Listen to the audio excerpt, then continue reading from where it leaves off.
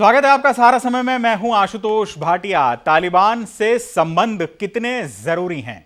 इस वक्त भारत सरकार और रणनीतिकारों की सबसे बड़ी उलझन यही है कि तालिबान से ताल्लुकों को प्रगाढ़ किया जाए या फिर सामान्य शिष्टाचार ही निभाया जाए। संबंधों को नए सिरे से तराशा जाए या फिर खामोशी से हालात पर सिर्फ नजर बनाए रखी जाए। अफगानिस्तान पर बुलाई गई सर्वदलीय बैठक में शामिल हुए 31 दलों के 37 नेताओं ने सरकार की अफगान नीति पर हाँ में हाँ तो जरूर मिलाई, लेकिन हिंदू सिख समेत भारतीय नागरिकों और अफगानी शरणार्थियों के बचाव के लिए सरकार और तेजी दिखाने के लिए कहा है। दरअसल सरकार ने सर्वदलीय बैठक में बताया कि उसने अफगानिस्तान के हालात पर वेट एंड वॉच की पॉलिसी अख्तियार करने और फिलहाल तालिबान को मान्यता देने पर वैश्विक राय देखने के बाद ही कोई नीतिगत फैसला करने का मन बनाया है। सूत्रों का वैसे यह भी कहना है कि तालिबान को लेकर सरकार का रुख कुछ नरम हो सकता है, लेकिन कुछ शर्तों के साथ तालिबान से संबंध जारी रखे जा सकते हैं। वो शर्तें क्या होंगी और तालिबान उन शर्तों को मानेगा या नहीं, ये भी एक बड़ा सवाल है। दरअसल भारत की चिंता अफगानिस्तान की सरजमी से कश्मीर की ओर डाइवर्ट होने वाले आतंकवादी समूहों को लेकर भी है, जिनका इस्तेमाल तालिबान के सहारे पाकिस्तान कर सकता है। इसके अलावा भारत अफगानिस्तान में अपने प्रोजेक्ट्स और निवेश को लेकर भी तालिबान के साथ संवाद की प्रक्रिया को बनाए रखना चाहता है। उधर चीन ने भी तालिबान से रिश्ते मधुर करने के लिए आश्वासन दिया है कि वो उसकी आर्थिक मदद शुरू कर सकता है, जबकि पाकिस्तान के विदेश मंत्री अफगानिस्तान के 4 पड़ोसी मुल्कों से बातचीत कर तालिबान के हक में माहौल बनाने में जुट गए हैं। ऐसे में भारत को अपनी रणनीति पर विचार करने की सख्त जरूरत है। हालांकि भारत ने 1996 में 2001 के तालिबान शासन को मान्यता नहीं दी थी।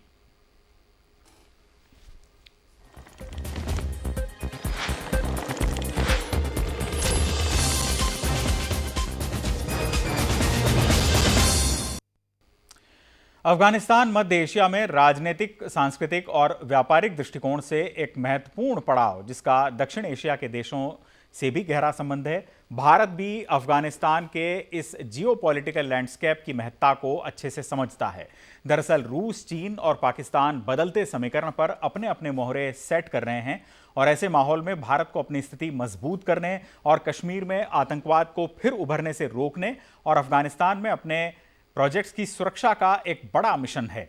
घरेलू मोर्चे पर भी मोदी सरकार को यह देखना है कि वो तालिबान को किस हद तक मान्यता दे।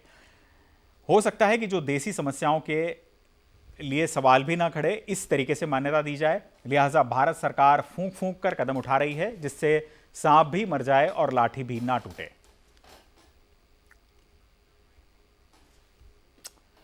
सर्वदलीय बैठक खत्म होने के बाद विदेश मंत्री एस जयशंकर और कांग्रेस के सांसद और वरिष्ठ नेता मल्लिकार्जुन खड़गे ने क्या कहा, आइए सुनते हैं। वहां काबुल की स्थिति, अफगानिस्तान की स्थिति तो देख रहे हैं। अभी इस सिचुएशन में जब वहाँ सिचुएशन सेटल डाउन नहीं हुआ, अगर आपके जो पॉलिसी, आगे की पॉलिसी के सवाल जो हैं, आप इसमें आपको थोड़ा और पेशेंस दिखाना होगा। ये किसी को संतुष्ट होना नहीं होने की बात नहीं, ये तो देश का मामला है और लोगों के हित में, देश के हित में हम एकजुट होकर काम करना है। अभी उन्होंने ये कहा कि भाई वेट एंड वॉच, एक इसका मतलब है कि अभी दूसरे देश का क्या रुख रहेगा, तालिबान के बारे में उनके क्या विचार रहेंगे, ये सब चीजें बाद में बताए जाएंगी।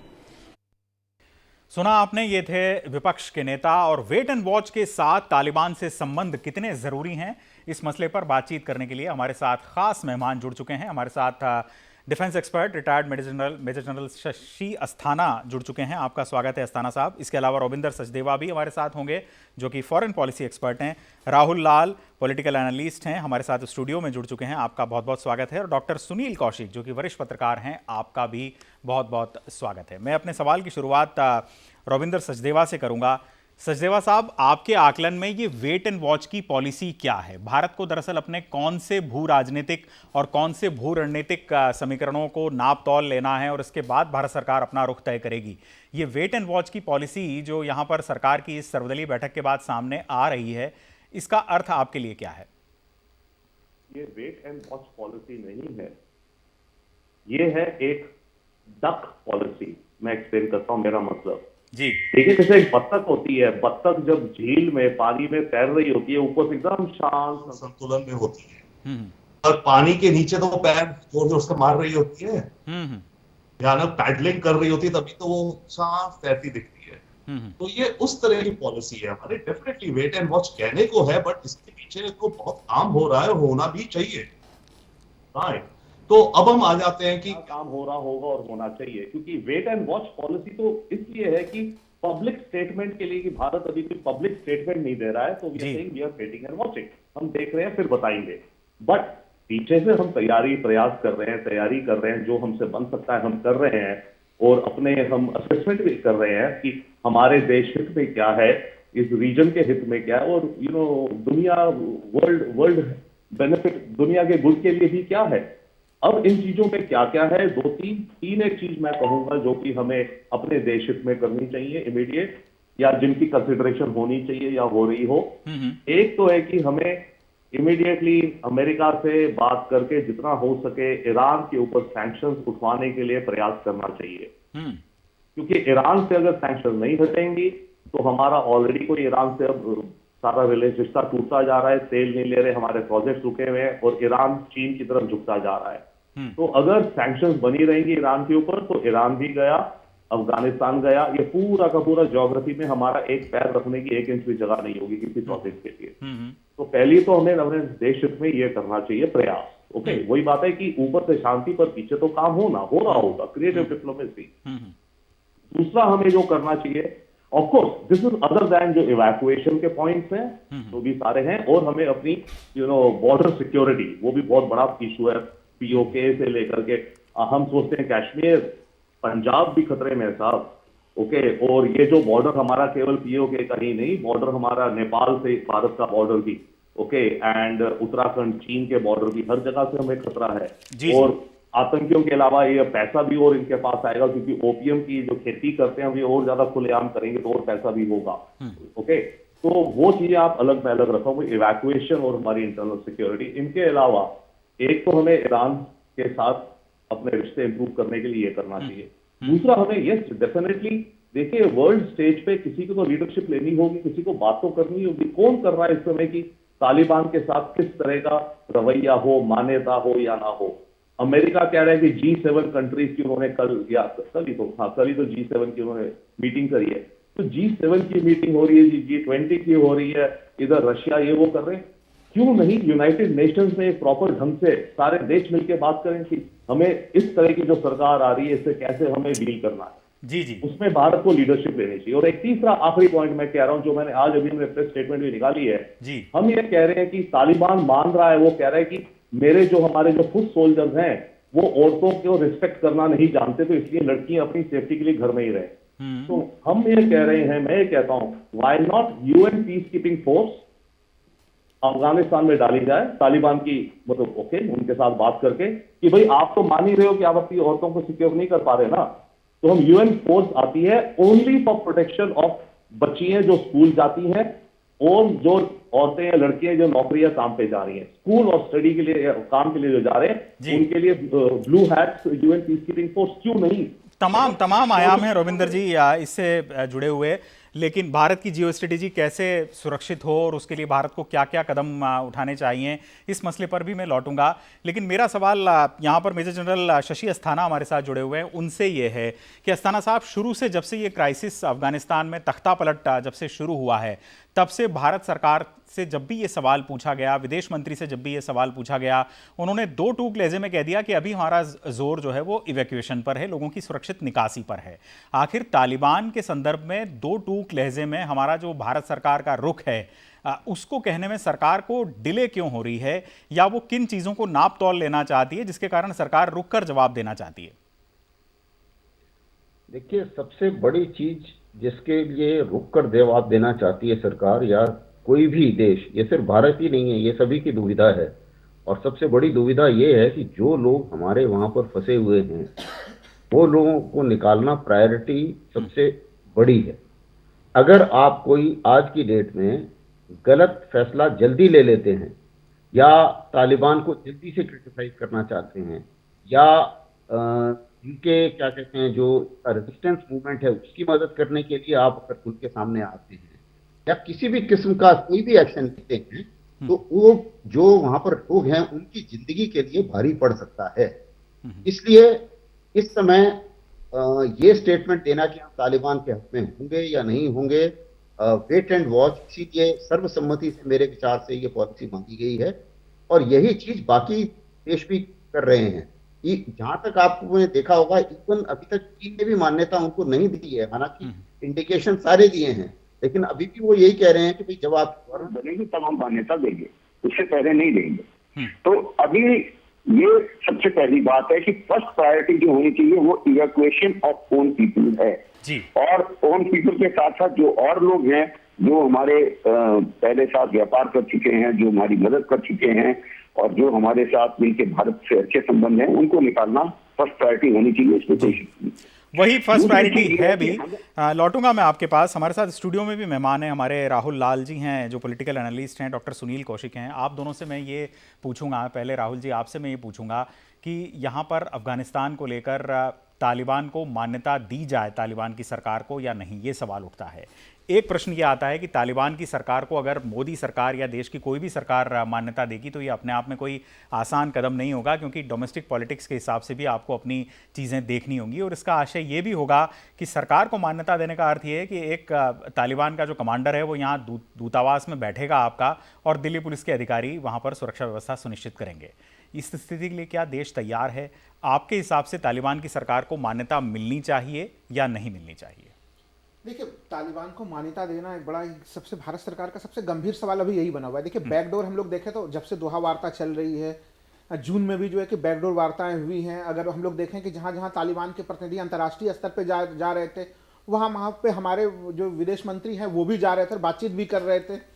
तो ये बात जो रविंद्र सचदेवा जी ने कहा है कि बैकडोर पे तो हम लोग एक्टिव हैं, इसमें कहीं कोई शक नहीं है जी। लेकिन हाँ, अब मूलभूत रूप से हम उस सरकार को मान्यता दें या नहीं दें, देखिए इसमें कई बड़े मामले आते हैं। क्योंकि जो तालिबान जो कुछ भी कह रहा है, वो जो कुछ भी बता रहा है, वो उसमें अपने बातों पे स्थिर नहीं रह रहा है वो।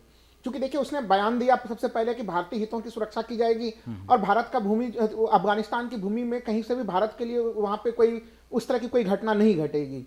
भारतीय दूतावास को भी उन्होंने कहा कि आप खोल के रखिए। लेकिन हम लोगों ने देखा कि उनके इस आश्वासन के बाद भी जो है कंधार और हेरात में जो भारतीय वाणिज्यिक दूतावास था वहां पे उन्होंने लूटपाट मचाया, वहां से डॉक्यूमेंट्स ले गए, हमारी गाड़ियां उठा के ले गए। तो यहाँ पे उनका कंट्राडिक्शन देख लीजिए। आज वो नहीं, चरित्र तो उनका राहुल जी खलनायक वाला है ही रहा ही है। मैं वही कह रहा हूँ, जैसे आज अब देखिए उन्होंने उनका जो नया बयान आया है वो कश्मीर पे भी हम लोगों को सीख दे रहे हैं। तो इसलिए ये स्थितियां ऐसी है कि अभी आप अगर उनको त्वरित तौर पर हम लोगों को दबाव बनाना चाहिए कि आप कुछ हमारे शर्तों पर रहेंगे तभी हम मान्यता देंगे। क्योंकि भारत दुनिया का सबसे बड़ा लोकतांत्रिक देश है, इसलिए मान्यता देने से पहले हमें 100 बार सोचना पड़ेगा। क्योंकि हमारी पुरानी पॉलिसी रही है आतंकवाद और संवाद साथ साथ नहीं। तो आखिर इस पूरे फॉर्मूले के अनुसार हम लोगों ने हालांकि इसके नुकसान भी देखे थे। जब 1999 में कंधार में हम लोगों का विमान अपहृत होकर चला गया था, तो उस समय उन लोगों के साथ हम लोग किसी भी रूप में संपर्क में नहीं थे। तो अचानक से हम लोगों को संवाद स्थापित करने में भी परेशानी हुई थी। वहां पे काफी ज्यादा हम लोग का प्रोजेक्ट है लगा हुआ, दूसरी काफी और चीजें भी हैं। अगर हम लोग देखें कनेक्टिविटी के दृष्टि से भी देखें अगर, तो हम लोग अब चारबहार का एक बड़ा सा प्रोजेक्ट हम लोग बना रहे थे ईरान के साथ, और ईरान से वो हमें केवल अफगानिस्तान के लिए कनेक्टिविटी नहीं दे रहा था, वो सीधे सीधे हमें यूरोप तक का कनेक्टिविटी दे रहा था। हम लोग मध्य पूर्व और पश्चिम एशिया सबसे हम लोग सीधे सीधे कनेक्ट हो रहे थे। तो जो आप कह रहे हैं कि एक तरह से सामरिक दृष्टि से जो महत्व है, ये महत्व है अफगानिस्तान का। अगर आप उस सरकार से पूरी तरह से आप दूर रहते हैं तो आपके स्टेक्स पूरी तरह से खत्म हो जाएंगे। तो ये यानी हानियां भी हैं और फायदे भी हैं। यही इसमें सरकार को यह करना पड़ेगा कि आप वहां पे स्टेक्स हम लोगों के कम भी नहीं हो और उसको आप अपने शर्तों के हिसाब से कैसे लाते हैं, ये यानी एक स्टेट ऑफ इंडिसिशन वाली स्थिति जरूर है। कई सारे फायदे हैं तो नुकसान भी बहुत सारे हैं। डॉक्टर सुनील कौशिक, आप बताइए कि अंततः भारत को क्या करना चाहिए? तालिबान का कंडक्ट देखना चाहिए, उसके बाद वेट करना चाहिए, उसके बाद मान्यता देनी चाहिए, या आपके लिए विषय क्रिस्टल क्लियर है और अगर आप आतंकवादी हैं तो किसी भी सूरत में आपकी सरकार को मान्यता नहीं दी जानी चाहिए? नहीं, देखो, सरकार के पास कोई दूसरा चारा भी नहीं है कि इंतजार करने के अलावा कुछ भी नहीं है। लेकिन अफगानिस्तान वाले प्रकरण पे यदि मैं समीक्षा करूं तो ये देश को समझना पड़ेगा कि इसके बाद जो अंतर्राष्ट्रीय स्तर पर जो कूटनीतिक बातें होती थीं, जो पीछे के पर्दे से बातें होती थीं, उनमें बहुत कुछ अंतर आएगा। जिन देशों पे हम भरोसा करते आ रहे थे या जिस भरोसे के आधार पर हम पॉलिसी तैयार कर रहे थे, क्या निश्चित तौर से वो देश अफगानिस्तान वाले प्रकरण पर हमारे साथ खड़े हैं या नहीं, इस बात की बहुत आवश्यकता होगी। और दूसरा देखेंगे कि जिस अमेरिका के साथ हम आगे चलने का प्रयास कर रहे थे, बार बार अमेरिका की तरफ से भी और भारत की तरफ से भी ऐसे बयान आते रहे थे कि हम एक बहुत अच्छे मित्र की तरह आगे बढ़ रहे हैं, क्या अफगानिस्तान वाले प्रकरण में हम देखें कि अमेरिका हमारे साथ खड़ा रहा? क्या अमेरिका ने हमसे वार्ता करना मुनासिब समझा? क्या 5000 आतंकवादी जब छोड़े अमेरिका ने वार्ता के बाद, तो क्या भारत को विश्वास में लिया? क्या सेना वापसी के समय पर भारत को विश्वास में लिया? तमाम ऐसे मुद्दे हैं जहां जिस देश के साथ हम खुल के मंच पे आ गए, जिन रणनीति की हम पिछली समीक्षा करें, 4 दशक या 5 दशक की बात करें, तो भारत हमेशा ऐसे प्रकरणों से बचता रहा है, कभी किसी देश के साथ खुल के नहीं आया। लेकिन 1 दशक से हम देख रहे हैं, पिछले 10 साल से हम कर रहे हैं, मनमोहन सिंह की सरकार का अंतिम समय देखें और मोदी जी का पूरा कार्यकाल देखें, कुछ हम खुल के बढ़ने लगे थे। जो लॉबियां अंतर्राष्ट्रीय स्तर पर थी, उनमें हम सक्रिय सहभागिता निभाने लगे थे। आज आप देखें कि जिस समय ट्रंप ने कहा था कि हम सेना वापस अफगानिस्तान से करेंगे, उसी ठीक समय से आपने देखा होगा कि चाइना ने भारत की सीमाओं पर अतिक्रमण करना शुरू कर दिया और दबाव बनाने का प्रयास किया। ये था क्या आखिर में, इस भारत सरकार को ये समझ में नहीं आता।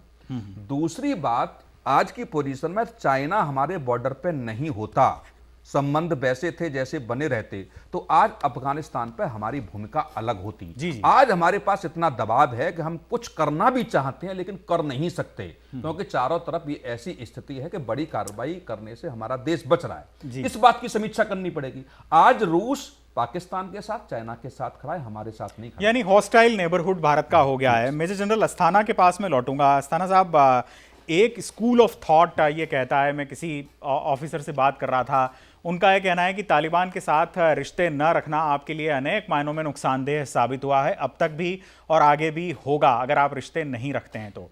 उनका यह कहना था कि अगर तालिबान के साथ भारत जैसा बड़ा देश अगर रिश्ता कायम करता है, तो ऐसे में पूरे इस क्षेत्र में पाकिस्तान को साइडलाइन करने का आपको बहुत अच्छा अवसर मिल जाएगा और तालिबान भारत को भी तरजीह देगा और वहाँ की सरजमी का इस्तेमाल अफगानिस्तान की भारत के खिलाफ नहीं हो पाएगा, आतंकवादी वगैरह।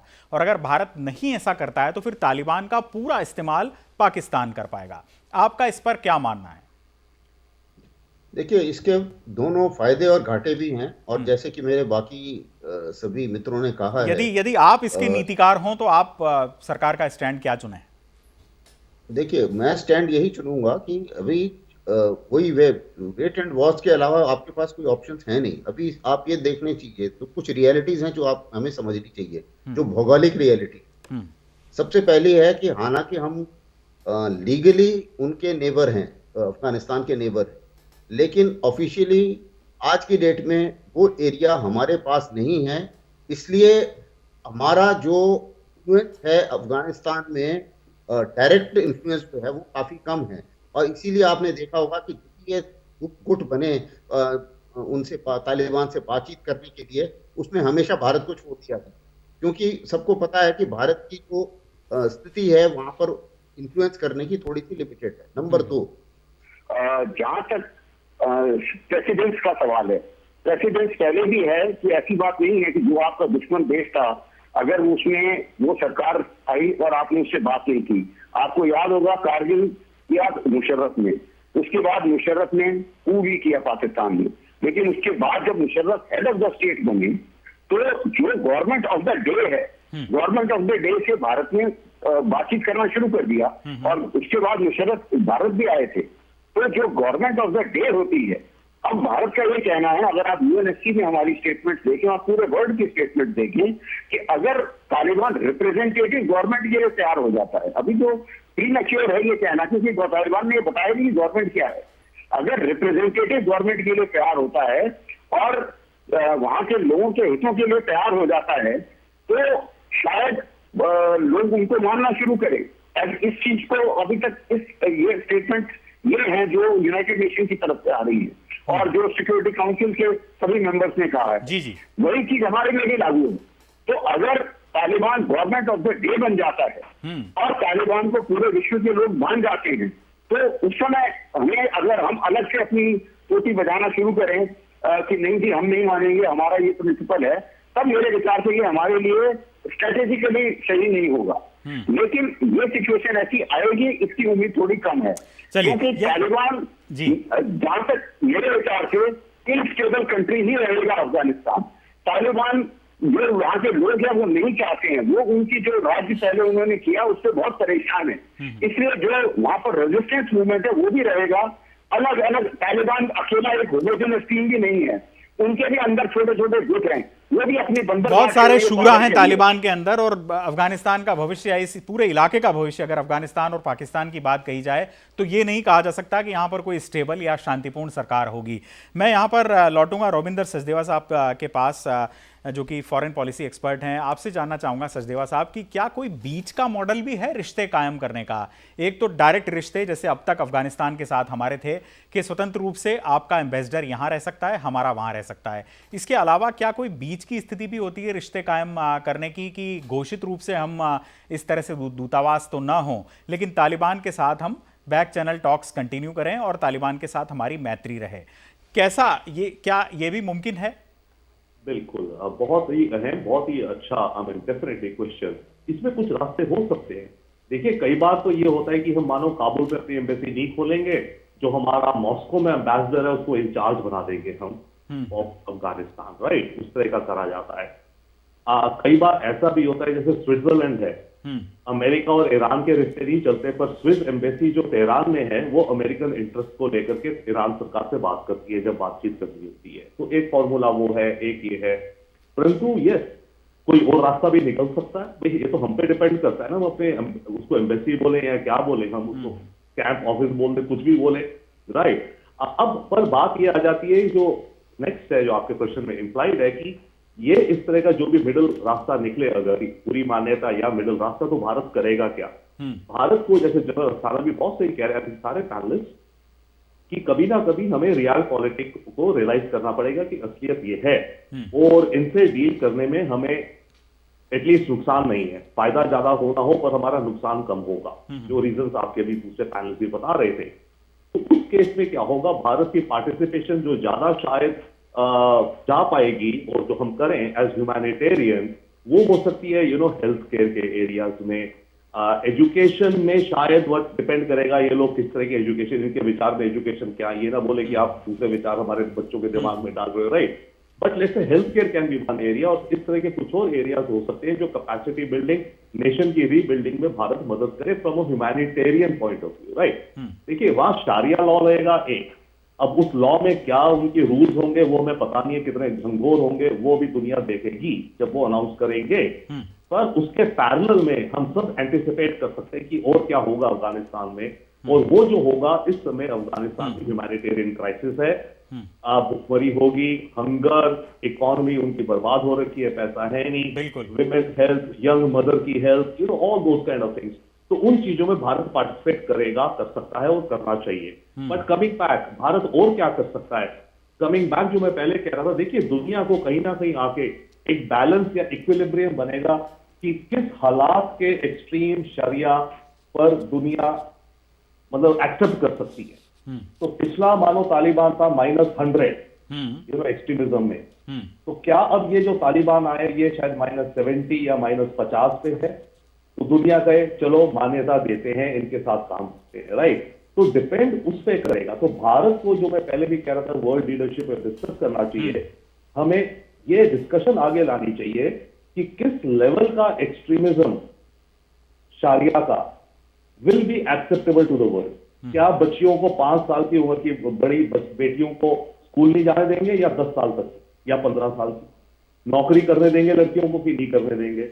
ये कुछ बेसिक अगर काउंटर्स दुनिया हैंडल करे। बेसिकली आप ये कह रहे हैं रविंदर साहब कि जो शरिया है उसका इम्प्लीमेंटेशन कितना घनघोर होता है या किस तरीके का उसकी फॉर्म होती है, ये अभी हमको देखना होगा। लेकिन ये निश्चित रूप से कहा जा सकता है कि गुडी इमेज भले ही से यहाँ पर बता रहा हो, तालिबान अपनी सॉफ्ट इमेज लाने की कोशिश कर रहा हो सामने, क्योंकि उसको मान्यता की दरकार है। उसको मालूम है कि महज कतर द्वारा दी गए पैसों पर या सऊदी अरब या यूएई द्वारा दिए गए पैसों पर वो देश नहीं चला सकता। उसको देश चलाने के लिए अन्य देशों के सहयोग और मान्यता की ज़रूरत होगी।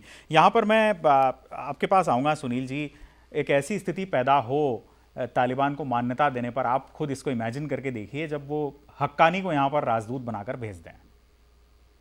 कैसे डील करेगा भारत? नहीं, मुझे नहीं लगता है कि ये इतनी जल्दबाजी में कहा जाए, लेकिन मुझे लगता है कि जो अभी एक्सपर्ट साहब ने कहा, मैं उनकी बात से बिल्कुल सहमत हूँ कि किस तरीके की सरकार बनेगी, उन सरकार में कौन सम्मिलित होंगे, उस सरकार का संविधान कैसे बनेगा, उस संविधान में क्या क्या होगा, ये सबसे पहले डिपेंड करता है। और मैं व्यक्तिगत तौर से कहूँ कि आज हमारा देश उस वार्ता में सम्मिलित नहीं हो पा रहा है, ये भी एक बड़ा गंभीर प्रकरण है। ये सरकार की नाकामी मैं इसको कहूँगा कि कूटनीतिक तरीके से जहाँ सारे देश तालिबान के संपर्क में हैं और हमारा देश नहीं है। रूस से क्या बात हुई ये अभी प्रधानमंत्री ने नहीं कहा, लेकिन आप उसको समझिए कि हो सकता है, लेकिन हो सकता है यहाँ पर कौशिक साहब की अंदर खाने कतर के माध्यम से बातचीत हुई हो, ये बिल्कुल मुमकिन है। थोड़े से वक्त की कमी है। राहुल जी, बहुत संक्षेप में आपका रिस्पांस लेना चाहूँगा। आने वाले अफगानिस्तान का भविष्य आप क्या देखते हैं आने वाले 6 मंथ्स में?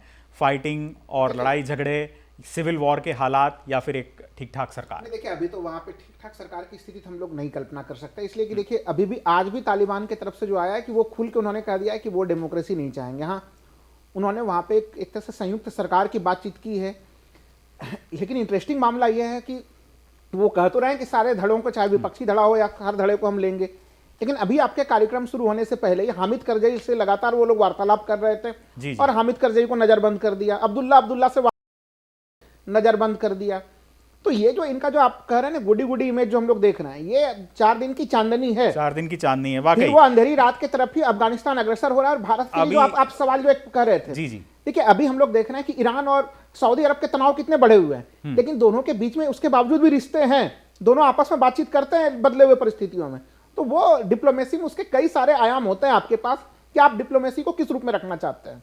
बात बिल्कुल साफ है कि अफगानिस्तान के भविष्य को लेकर बहुत आशान्वित इस स्टेज पर नहीं हुआ जा सकता, इसलिए भारत वेट एंड वॉच की पॉलिसी अपना रहा है। और एक और डेवलपमेंट है जिसका मैं जिक्र यहां पर करना चाहूंगा, वो 31 अगस्त तक अमेरिकी फौजों की वापसी सुनिश्चित हो चुकी थी। पेंटागन भी कह चुका था कि 31 अगस्त तक हम इवैक्यूएशन कर लेंगे, लेकिन अभी जो ताज़ा बयान ब्लिंकन साहब का आया है, उन्होंने कहा कि जो फंसे हुए लोग हैं उनकी वापसी का जो हमारा अभियान है उसके तौर तरीके 31 अगस्त के बाद भी जारी रह सकते हैं, जिनसे तालिबान को निश्चित रूप से ऐतराज होगा।